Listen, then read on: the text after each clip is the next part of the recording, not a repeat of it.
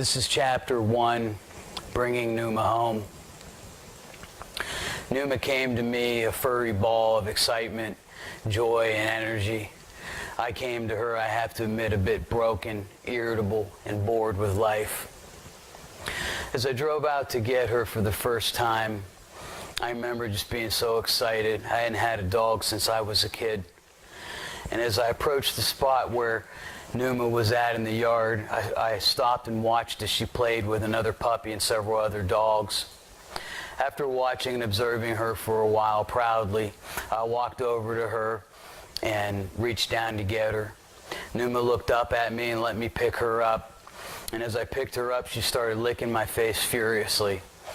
And I then told her that her name was going to be Pneuma, and Pneuma meant breath of God, the actual breath, the spirit that he breathed into us in the beginning.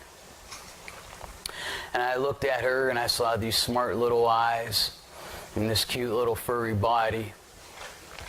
And I held her for a while, and as you can imagine, being a puppy, she didn't want to be held for too long. So soon I took that as a cue to take her back to the truck, anxious to get her home and to introduce her to her new surroundings. When we got in the truck, I put her in the passenger seat, and as I began to drive away from where we got her, she started to get scared in the ride, and she started kind of coming over, climbing all over my lap, making it kind of hard for me to drive. Now, before I got her, I had read all kinds of books on training dogs, and I had learned the importance of setting boundaries with them early on as far as personal space. And so she kept crawling on me. I kept picking her up and putting her back into the passenger seat, and she would come back over and whine and whimper, and I would put her back over into the passenger seat. And I did this repeatedly. And it's something later on I would come to regret, because I later on learned that what I was doing was I was teaching her to stay just a little bit away from me. It's something that even now, nearly 2 years old, Pneuma, when she sits next to me, always wants to seem to be about, just about at an arm length away. Because you see, what I failed to realize, and I would later reflect on, is that everything needs to happen in the context of a relationship. There are no fixed methods or techniques. You see, all healing occurs in a relationship as well.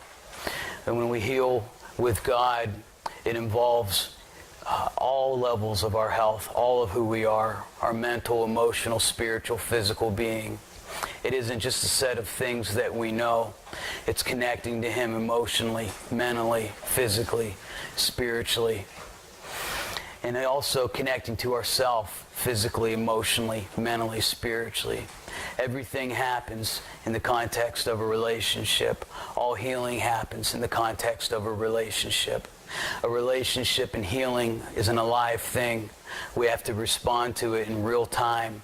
And we can only do this by learning to listen to ourselves, by hearing ourselves. And if I would have been able to do that on that day, I would have been able to realize that she was scared, that she didn't need a boundary at that time, that she needed actually comfort. I would have been able to understand that it didn't matter. I didn't have to be rigid. I would have been able to even to listen to myself and see that even at that time, in those early days with her, what I really needed was her in my lap.